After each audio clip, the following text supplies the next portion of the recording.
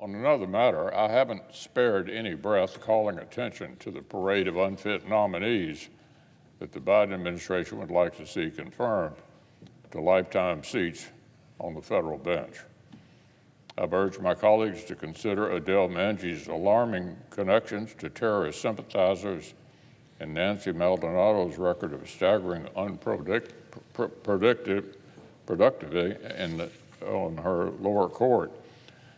So it's only fitting that I call attention to another nominee whose affiliations bear all the hallmarks of the dark money influence that so animates some of our senior-most colleagues on the Judiciary Committee.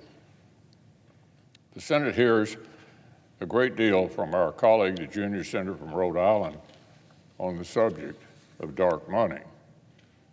But so far, I haven't heard him express any concern that Sparkle Suknanan, nominated to the D.C. Circuit Court, has secured the support of Robert Rabin. Mr. Rabin, of course, is a notorious shepherd of liberal nominees whose client list reads like a who's who of liberal dark money, with groups backed by everyone from George Soros to Arabella advisors. Apparently, this nominee engaged in a discussion with Mr. Rabin and his associates after her nomination was announced. This sort of contact between liberal nominees and liberal handlers doesn't fit with Senate Democrats' idea of dark money influence as simply a conservative pastime. So it's hardly surprising that senior members of the Judiciary Committee majority have found time to scrutinize Ms. Suknanan with the sort of vigor they devote to tarring organizations for conservative causes.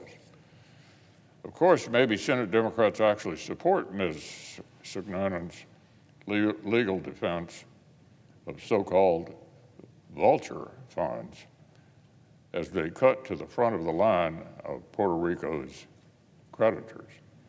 One Democratic House member from New York said the success makes her nomination, quote, an insult to the people of Puerto Rico.